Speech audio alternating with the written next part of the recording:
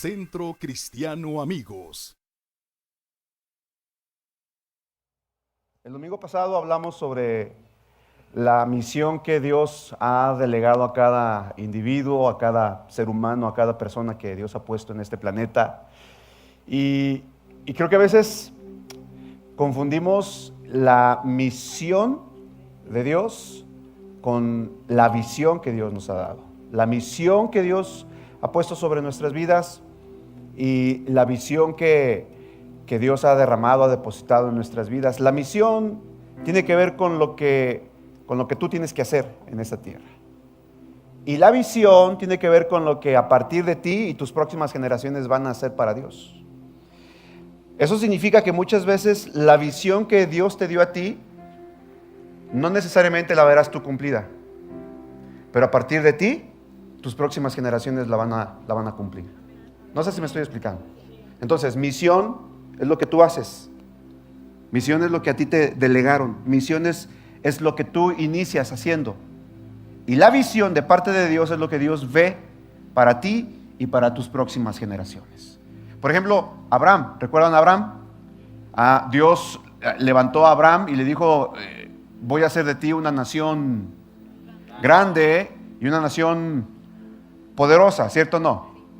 Y yo le pregunto, ¿Abraham vio eso? ¿No escuchó?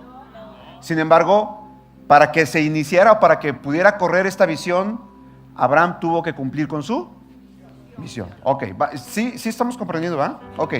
Ahora, hablando de Jonás y cuando estamos hablando y meditando en el libro de Jonás, la vida de Jonás, me llama la atención que este libro está dividido en cuatro capítulos, ¿verdad? Lo dije el domingo pasado, el primer capítulo de Jonás nos enseña, nos habla de el hombre huyendo de la misión de Dios para su vida, ¿verdad? Ahí encontramos a Jonás huyendo de Dios. ¿Te acuerdas que te puse el ejemplo? ¿Sí recuerdas? Y luego el capítulo 2 nos habla de Jonás corriendo ¿hacia dónde?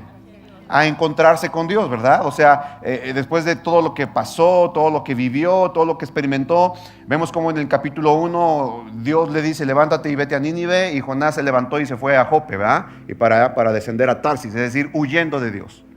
En el capítulo 2 lo vemos siendo tragado por el pez, arrepintiéndose, pidiéndole perdón, y dentro del vientre del pez diciéndole, Señor, voy a cumplir mis votos y voy a hacer lo que me pidas que haga, ¿verdad? Entonces en el capítulo 2 vemos al hombre, vemos a Jonás regresando, corriendo a Dios. Y en el capítulo 3 encontramos que Dios le dice nuevamente, levántate y ve a Nínive, ¿verdad? Y ahora vemos a Jonás corriendo, ¿con quién? Con Dios. Pero luego encontramos el capítulo 4, un capítulo bien interesante, porque el capítulo 3, en el verso 10, si mal no recuerdo, no estoy leyendo mi Biblia, pero usted ayúdame en su Biblia, el verso 10 dice que cuando los ninivitas se arrepintieron, Dios los perdonó, ¿verdad? ¿Sí dice eso? Corrobore eso. El verso 10 dice que se arrepintieron, Dios no los exterminó, no los eliminó. Y el capítulo 4 inicia con Jonás, así como muchas veces tú y yo, cuando Dios no cumple nuestros caprichos. Voltea con tu vecino y dile, se me hace que eres pariente de Jonás.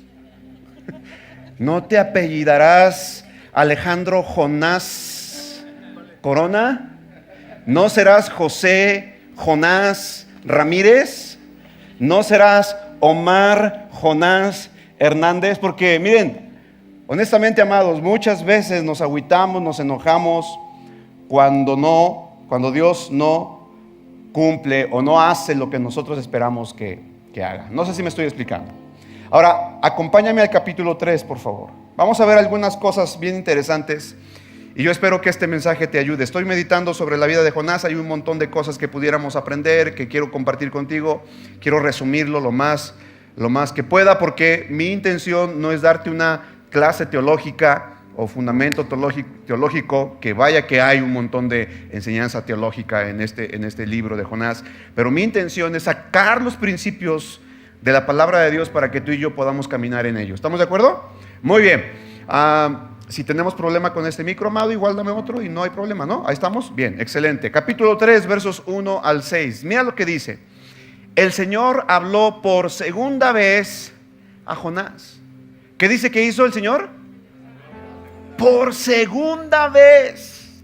Después de que la primera vez Jonás había rechazado, literalmente había rechazado la voluntad de Dios, aún así Dios dice que le habla por segunda vez.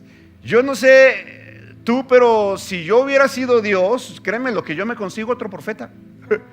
¿Cierto o no? Me consigo a otro que sea obediente, que sea presto, que sea rápido, ¿cierto o no? Pero qué bueno, ¿cuántos dan gracias a Dios que el pastor no es Dios y que tú no eres Dios? Dios es un Dios misericordioso y buena onda, ¿verdad? Nosotros somos bien malos y bien rápidos para castigar, bien rápidos para señalar, bien rápidos para juzgar. Pero no, dice que el Señor habló por segunda vez a Jonás y le dice: levántate y ve a la gran ciudad de Nínive y entrega el mensaje que te he dado. Ve a la gran ciudad de Nínive y entrega el mensaje que te he dado. Ahora, quisiera nada más profundizar un poquito en el punto. ¿Qué era Nínive? ¿Quiénes eran los ninivitas? ¿Por qué es que Jonás tenía tanto odio, tanta animadversión, tanto rencor en contra de los ninivitas? Bueno, pues tenemos que entender desde dónde surgió Nínive, la capital del imperio asirio. ¿Quiénes eran los asirios? Bueno, ¿quién fundó Nínive? Si nos vamos a la Biblia, leemos Génesis capítulo 10, encontramos el nombre de un personaje llamado Nimrod, diga conmigo Nimrod. Y dice la Biblia que Nimrod fue el hombre más diestro en su tiempo, y era un hábil cazador, y era un hombre de guerra. Y Nimrod se levantó para establecer, se le atribuye a él, a Nimrod, el haber influenciado a los hombres para establecerse en la llanura de Sinar y para levantar una torre famosa que se llamaba la Torre de Babel. Entonces fue Nimrod quien inició todo este rollo. Fue Nimrod quien se levantó literalmente como rey Dios. Según la historia, no lo dice la Biblia, pero la historia dice que Nimrod proclamó la divinidad para sí y se encargó de esparcir la idolatría por todo Medio Oriente. ¿Estás conmigo? Entonces no era cualquier cosa. Y Nimrod fundó o levantó Babilonia. Nimrod se estableció en Mesopotamia, en la llanura de Sinar, donde estaba Babilonia. Y Nimrod, dice la Biblia, y léalo, Génesis capítulo 10, dice que Nimrod fue quien levantó la ciudad de Nínive. Y Nínive era la capital del imperio asirio. Y los asirios, entre sus muchos dioses, uno de sus dioses, imagínate, escucha esto, era un dios llamado Dagón. ¿Cómo se llamaba? Y Dagón, según la historia, según los registros antiguos, Dagón era un dios representado con un cuerpo de hombre y cabeza de pescado. ¿Qué fue lo que se tragó a Jonás? Vaya que Dios tiene sentido del humor, ¿verdad? O sea, hey, el mismo Dios, creador de todas las cosas, utilizando para llamar la atención de los ninivitas, algo que los ninivitas conocían, para que se arrepintieran de su pecado. ¿Alguien puede exaltar y glorificar el nombre de Dios por esto? Exáltale, exáltale, porque Dios es creativo, Dios es ingenioso, Dios es maravilloso. Ahora, todo esto te lo digo en contexto porque de todos los profetas del Antiguo Testamento, escúchame bien, todos los profetas profetizaron en contra de las ciudades que eran enemigas del pueblo de Israel. Escucha con atención esto. Todos los profetas, Daniel, Jeremías, Miqueas, Nahum, Oseas, todos los profetas profetizaron desde Jerusalén. Pero el único profeta que salió de su tierra para ir a predicar a la tierra, al país, a la ciudad en donde estaba el pecado fue Jonás. Mientras que todo el resto de profetas profetizaban desde la seguridad de casa. No sé si me estoy explicando. Vamos, ¿estás aquí? Jonás fue el único que fue enviado fuera de la seguridad, fuera de los muros de Jerusalén, para predicar en el centro de las moradas de tinieblas y de maldad. Wow. Ahora te estás dando cuenta del panorama del por qué Jonás no quería ir. ¿Sí te estás dando cuenta de ello? Además de, los asirios eran conocidos por ser sanguinarios. Eran hombres perversos. Cada vez que tomaban capturado algún prisionero de guerra, lo destazaban, lo descuartizaban. Imagínate su forma de adorar a Dagón y su forma de adorar a otros dioses. También adoraban a otra diosa pez. También era un tipo de pescado, no recuerdo su nombre, perdóname. De pronto un montón de nombres bíblicos o de nombres históricos se me olvidan. Pero era otra diosa. Y los asirios y los babilónicos, ellos practicaban el sacrificio humano. Imagínate que tenían a un dios que sus brazos estaban extendidos y era una plancha, y entonces ponían fuego debajo de la plancha, y los que adoraban a ese dios traían a sus bebés y los ponían en las planchas para sacrificarlos, quemándolos vivos a sus dioses. Estos eran los asirios. Ahora te das cuenta por qué Jonás realmente no quería ir a predicar a Nínive. ¿Me sigues? Pero aún así Dios tenía misericordia de los ninivitas. Ahora, esto solamente para darte un semblante, un porqué. Cada vez que leamos la Biblia debemos ir profundo, amados, no nada más leer superficialmente. Hay que aprender a profundizar, a meditar en la palabra de Dios para entender un poco mejor qué es lo que la Biblia nos está enseñando. ¿Vamos bien? Verso 3 dice: esta vez Jonás obedeció el mandato del Señor y fue a Nínive, una ciudad tan grande que tomaba 3 días recorrerla toda. La Biblia dice aquí que eran 120,000 habitantes. Recuerda que antes la Biblia registraba solamente a los hombres, pero históricamente no se contaban a las mujeres y a los niños. Entonces, según los historiadores, esta ciudad era una ciudad de más de 500,000 de habitantes. 600,000 personas en una ciudad. Era una ciudad grande, ¿cierto, no? Para su tiempo era una ciudad muy, muy grande. Verso 4. El día que Jonás entró en la ciudad, proclamó a la multitud. Mira lo que proclamó: dentro de 40 días Nínive será destruida. ¿Cuántas palabras fueron su predicación? ¿Cuántas palabras dijo? 7 palabras. Dentro de 40 días Nínive será destruida. Y se acabó. Hello. ¿Es todo? ¿Eso fue todo, Jonás? ¡Ey! Échale más ganas, Jonás. Más ímpetu. Como si en verdad quisieras alcanzar a los ninivitas. Pero yo creo, amados, no sé tú, pero yo tengo mucha imaginación cuando leo la Biblia. Y yo creo, por estas palabras que leo, que Jonás no tenía muchas ganas de predicar. ¿Cierto o no? Oye, ¿cuántos estarían contentos por escuchar a su pastor predicando un sermón de 7 palabras? Ah, ya vi aquel que levantó la mano, dice: gloria, menos palabra y más alabanza, pastor. Ah, mira, ustedes estarían contentos como los ninivitas, ¿verdad? Pero no, imagínate, si uno se esfuerza por predicar el evangelio, le echa un montón de palabras, un montón de ganas. ¿Cuántos minutos le habrá tomado a Jonás predicar esto, José? Cuéntale, ¿cuántos minutos? Dentro de 40 días Nínive será destruida, y se acabó. Ni siquiera un minuto. ¿Cierto o no? Ni siquiera una serie en el gimnasio. No sé si me explico. Y mira, entonces, verso 5: la gente de Nínive, ¿qué dice?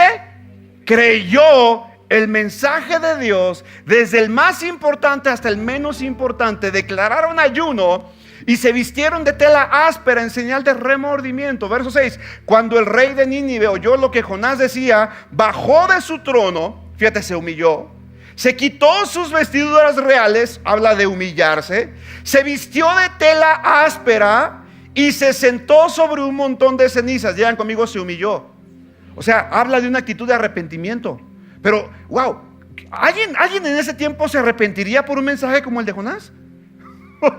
Yo creo que no alcanzamos a nadie con un mensaje como el de Jonás. Pero aquí el mensaje de Jonás de 7 palabras trajo el más grande avivamiento en una ciudad totalmente pagana. No se necesita una elocuencia de palabras. Se necesita solamente ser obediente a la instrucción de Dios y dejar que el Espíritu Santo haga la obra en el corazón de los oyentes. No se requiere un mensaje muy rimbombante. No se requiere un mensaje exegético, teológico, una oratoria excelente. Simplemente predica el evangelio y deja que el Espíritu Santo haga el resto.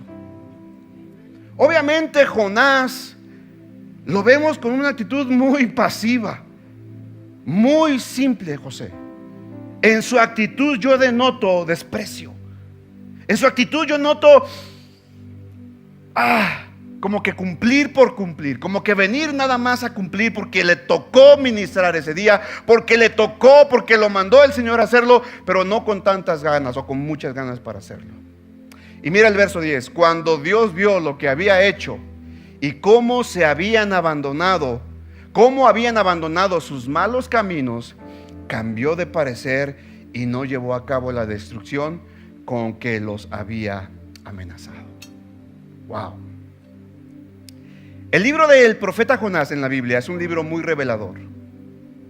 Yo pudiera decir que este libro, escucha, ponme atención, es un libro de esos que leemos en la Biblia y cuando lo estamos leyendo nos estamos reflejando en él. Es un libro espejo. Porque el libro de Jonás manifiesta tristemente la actitud y el carácter del ser humano. Y te voy a decir por qué. Aparte de Jonás, escucha, hay otro personaje en la Biblia, también otro profeta, que si bien no era del pueblo de Israel, pero era un profeta de Dios, que no quería hacer la voluntad de Dios. Y este profeta se llamaba Balaam, ¿recuerdas? Ya te prediqué de Balaam. Pero a diferencia de Balaam, a diferencia de Jonás, Balaam quería usar a Dios para su beneficio, ¿recuerdas? Balaam quería convencer a Dios de que maldijera al pueblo de Israel. Si te acuerdas de la historia, ¿verdad? La podemos encontrar en el libro de Números. Pero Jonás, a diferencia de Balaam, lo que Jonás no quería era hacer la voluntad de Dios. Al Dios pedirle que vaya y predique a Nínive. Jonás nos muestra la actitud del corazón del hombre. ¿Por qué? Porque el ser humano por naturaleza, escucha, es desobediente. El ser humano por naturaleza es rebelde. El ser humano es insolente, es arrogante, muchas veces racista y hasta egoísta. 1, 2, 3. El libro de Jonás, amados, es un libro que nos confronta, porque podemos ver la naturaleza y el carácter del ser humano. ¿Sabes? Jonás lo podemos encontrar en otro libro de la Biblia, era contemporáneo de Miqueas. Y Jonás ejerció su ministerio en el reinado de Jeroboam, uno de los reyes más perversos de Israel. Y tristemente encontramos a Jonás profetizándole cosas bonitas a Jeroboam, pero se levanta otro profeta, Miqueas, y le predice y le da una profecía totalmente contraria a la que Jonás le había dado. Vemos entonces que Jonás realmente, no creas que era un siervo muy, muy digno de confianza, que digamos, pero ¿qué crees? Aún a pesar de eso, Dios decidió escogerlo. Wow, mira, tal vez tú y yo hemos cometido errores en el pasado. Tal vez tú y yo la hemos regado en el pasado. Tal vez tú y yo hemos cometido faltas en el pasado. Pero sabes una cosa, escucha con atención. Nuestras faltas, nuestras fallas y nuestra falta de carácter no imposibilitan, no incapacitan a Dios para que Él nos pueda usar. Dios quiere usarnos a pesar de nosotros mismos. Alguien que exalte y glorifique el nombre del Padre. Alguien que lo honre esta tarde. Así que, mira, el Señor no está buscando personas perfectas. No está buscando personas, wow, que digas, wow, es que este cuate es un súper elocuente, una súper eminencia. No, Dios está buscando gente dispuesta. Él lo único que quiere es ver disposición en tu corazón. Jonás no era lo que digamos, wow, un super profeta. Ya la había regado en el pasado, ya había profetizado cosas que no eran de parte de Dios, pero aún así Dios lo llama para servirle. ¿Sabes? Fue desobediente, fue rebelde, fue insolente, fue arrogante, fue racista, fue egoísta. Y aún a pesar de eso, Dios le da una segunda oportunidad. Wow. ¿No es esto increíble? Ahora, otra cosa de Jonás: no sentía compasión por los perdidos, pero sí se enojó con Dios cuando la calabacera que le daba sombra fue devorada por un gusano. En pocas palabras, Jonás estaba más preocupado por sí mismo que por los demás. ¿Me sigues? ¿No es esto un reflejo de nuestra sociedad? A ver, hago la pregunta honesta. ¿No es esto un reflejo de nuestra sociedad? Hoy en día, amados, hoy por hoy, la gente se preocupa más por ellos mismos que por los demás. ¿Cierto o no? Mira, piensa, ponte a pensar en los jóvenes escogiendo una carrera. Normalmente la gente piensa en escoger una carrera por su propio beneficio. ¿Qué es lo que me va a dar beneficio a mí? ¿Qué es lo que me puede ser mejor para mí? Escúchame, ponme atención. Cuando tú escoges algo, no solamente para beneficiarte a ti, sino para servir a los demás, es ahí en donde vas a encontrar bendición y respaldo de parte de Dios. Jóvenes y señoritas que están aquí escuchando, los que me ven por internet, mira las capacidades y habilidades que Dios te dio. ¿Qué es lo que Dios puso en tus manos? ¿Te gusta el diseño? ¿Te gusta la música? ¿Te gusta? Haz lo que Dios puso en ti, eso desarróllalo, porque lo que Dios puso y depositó en ti sirve para que sirvas a otros, y por medio de tu servicio a los demás, entonces tú puedas recibir bendición. Deja de pensar en ti. Deja de pensar qué será lo mejor para mí. Y comienza a pensar cómo seré mejor para otros, cómo puedo servir mejor a otros. Y déjame decirte, cuando tú te pones en esa posición de decir ¿qué puedo hacer para servir a los demás? Entonces Dios dice: wow, este hijo, esta hija está lista para que yo lo bendiga, porque lo que yo le voy a poner en sus manos no va a quedar atorado en él o en ella. Ella lo va a compartir con los demás, y entonces se convertirá en un canal de bendición que fluya y fluya y fluya bendición hacia los demás. Dios no quiere hacer de ti un estanque con aguas estancadas. Dios quiere hacer de ti un río que fluya su bendición a través de tu vida. ¿Alguien dice amén a esto? ¿Alguien quiere ser un canal de bendición para otros de parte de Dios? Vamos a hacerlo fuerte al rey. Jonás estaba preocupado más por sí mismo que por los demás. Esto es un reflejo de nuestra sociedad. Por eso es que digo que este libro es un libro espejo. ¿No es acaso una muestra del carácter y esencia del ser humano la actitud de Jonás? Así que la próxima vez que intentemos condenar a Jonás por su manera de responderle a Dios, pensemos que de alguna manera Jonás representa a muchos de nosotros y debemos de arrepentirnos por ello.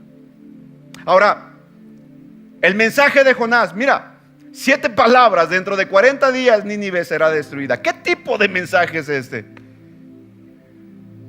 No dice por quién será destruida. No dice exactamente cómo será destruida. No dice por qué será destruida. Tampoco dice la forma de evitar la destrucción. Simplemente dijo: hey, ya se los cargó el payaso, bye. Y no dijo más. No dijo vuélvanse a Dios. No dijo arrepiéntanse de sus pecados. O sea, vengan a Dios. No dijo hey, ofendieron a Dios con esta actitud. No. Jonás simplemente dio un mensaje. No dio detalles. El mensaje de Jonás viene más del compromiso que de la compasión. Pareciera como si en realidad no le importara la destrucción de los ninivitas, y así fue. No le importaba. Es más, de hecho quería que Dios destruyera a los ninivitas. Después de dar su mensaje, sube a una colina, se pone cómodo y espera ver la destrucción de la ciudad. Realmente Jonás odiaba a los ninivitas. Wow, vaya tipo. Vaya tipo. Entonces, en la vida de Jonás yo aprendo, amados, que yo necesito hacer a un lado de mi vida el egoísmo. Debo de aprender a dejar de pensar menos en mí y pensar más en los demás. O sea, amados, cuando empezamos a pensar más en nuestro cónyuge, en nuestros hijos, en nuestra familia, en nuestros amigos, entonces nos convertimos en verdaderos mensajeros del evangelio del reino. ¿No fue eso lo que dijo el Señor Jesucristo que hiciéramos? ¿No fue eso a lo que Dios nos ha mandado a esta tierra? ¡Ey! La Biblia dice, Jesucristo dijo, quien quiera ganar su vida, ¿la qué? La perderá. Y hoy en día la gente no quiere perder su vida. Lo sacas de su zona de confort y se incomoda. Le mueves un poquito aquí y allá y se molestan. ¿Por qué? Porque la gente quiere vivir su vida ensimismada en lugar de vivir para servir y para amar a los demás. Amados, si hay algo de lo que tenemos que arrepentirnos como iglesia, es de la actitud de Jonás dentro de las iglesias. Mientras a mí me esté yendo bien, a los demás pues no me importa. Mientras Dios me esté bendiciendo en mi iglesia, a las demás no me interesa. No, amados, estamos hablando de la unidad. Este es el año de la unidad. Vamos a procurar a trabajar en unidad con el resto del cuerpo de Cristo en la ciudad. Y si una iglesia, un pastor, un ministerio está sufriendo, vamos a unirnos con ellos en oración y vamos a ver la manera de ayudar, de apoyar para que el evangelio siga creciendo por amor y misericordia a los millones de ninivitas tapatíos que viven en esta región. ¿Cuántos dicen amén a eso? Sabes, a mí no me importaría dar un mensaje de 7 palabras con tal de que toda mi ciudad se arrepintiera y se convirtiera a Cristo. Pero yo sé que podemos dar un mensaje de más de 7 palabras. Arrepiéntete, Cristo te ama, Él es la respuesta. Ven a Jesús, no importa tu pecado, ven, arrepiéntete, Él está aquí para ayudarte. Él quiere darte salvación y vida eterna. ¿Alguien puede decir amén a esto? ¿Alguien puede exaltar el nombre de Dios por esto? Ahora, el libro de Jonás obviamente presenta como protagonista ¿a quién crees? ¿Quién crees que es el protagonista del libro de Jonás? Vamos, dígalo. Se supone que debe ser Jonás, ¿cierto o no?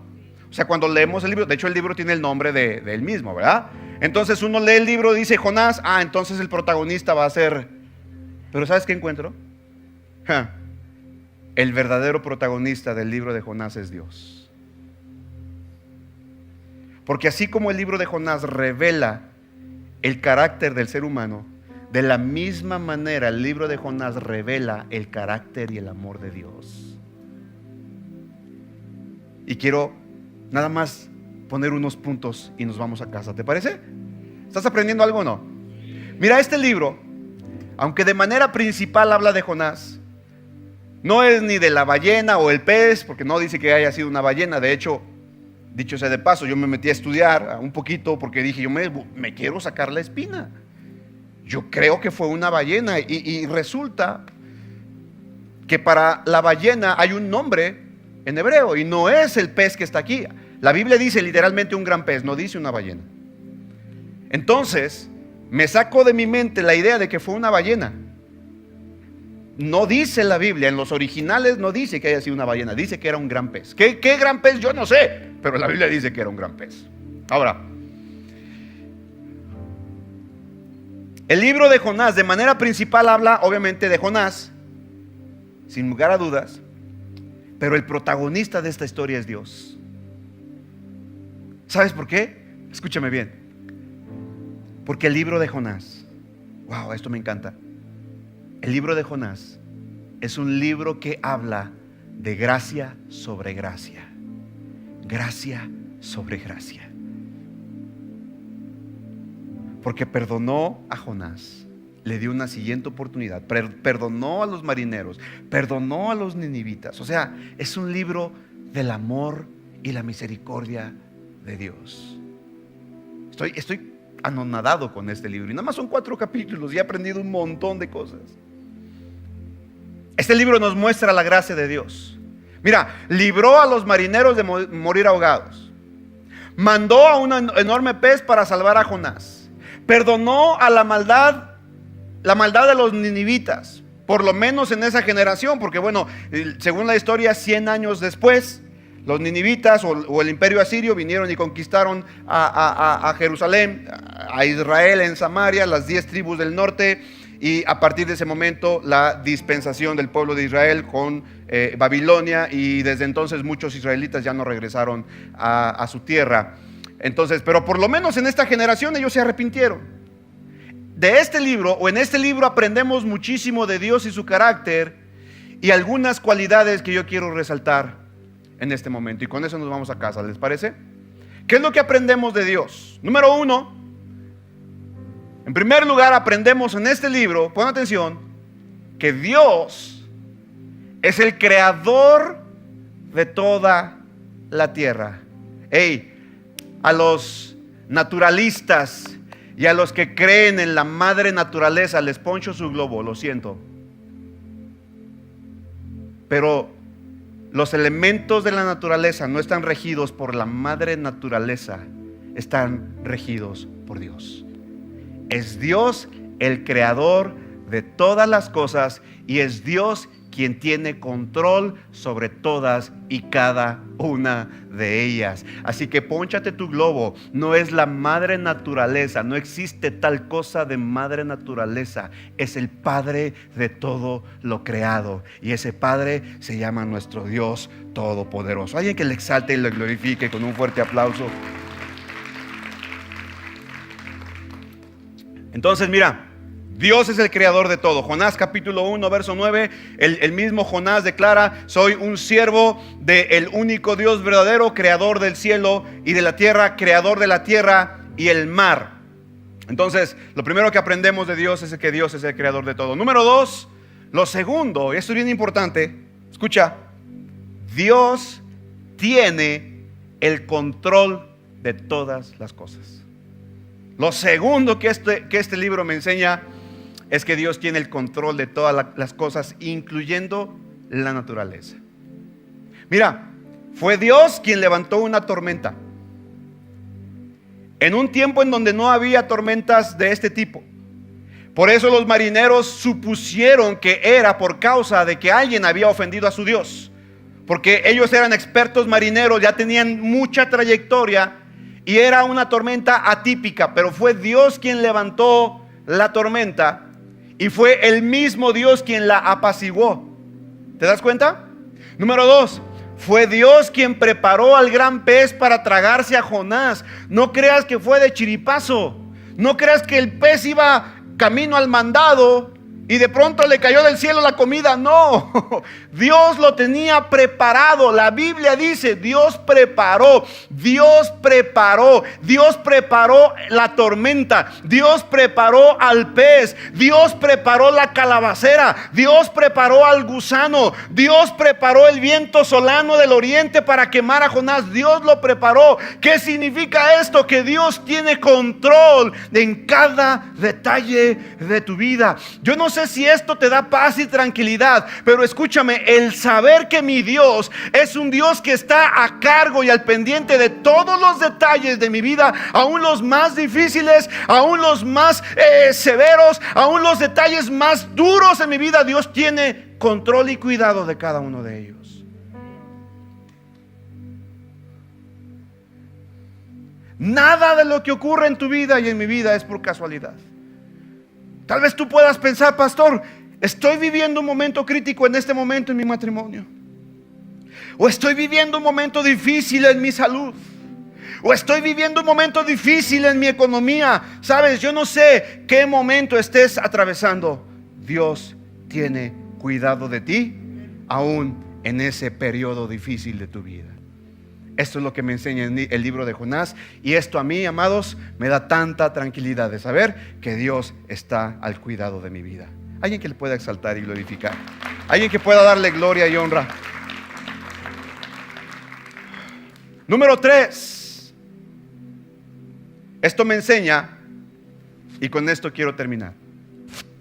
Fíjate bien, ya vimos que Dios es el creador de todo, ya vimos que Dios tiene el control de la naturaleza, ya vimos que Dios tiene control de cada uno de los detalles de nuestra vida. Y siguiente, escucha, esto me maravilla, porque Dios, tu Dios, mi Dios, es un Dios de segundas oportunidades.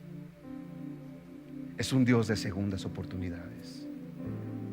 No importa si fallaste,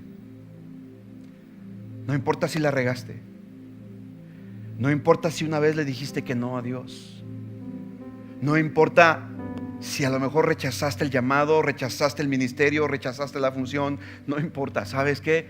Dios te vuelve a escoger una vez más. Dios es un Dios de oportunidades. Alguien que le exalte y le glorifique por esto. Vamos, vamos, vamos, vamos. Mira, Dios le dio la oportunidad a los marineros de ser salvos y se salvaron. Dios le dio la oportunidad a los ninivitas de arrepentirse para salvarlos y se salvaron. Pero más impresionante es que Dios le dio la oportunidad a un profeta rebelde, y a pesar de haber cuestionado a Dios y sus motivos, aún así Dios le volvió a dar una segunda oportunidad para que cumpliera con su misión. Yo no sé tú, pero esto a mí me da tanto gozo y tanta alegría, porque sé que Él no te va a desechar, Él no te va a despreciar, Él no te va a decir ya no sirves. A lo mejor la regaste, a lo mejor fallaste, a lo mejor te perdiste en el camino, probablemente lo hiciste mal una vez, 2 veces, 3 veces, yo no sé. Pero déjame decirte algo, Dios va a insistir y a insistir y a insistir contigo hasta que completes la misión. Hay una misión de parte de Dios para tu vida, y no importa cuántas veces te vayas y te alejes de Dios, el Señor está ahí al pendiente diciéndote: hijo, hija, tengo este plan para ti y no voy a desistir de ti, no voy a rendirme. Créemelo, a ver quién se rinde primero, si tú de huir o yo de perseguirte, porque el amor de Dios es tan grande y tan maravilloso que nadie puede estar fuera de Él. Alguien que le exalte con un fuerte aplauso.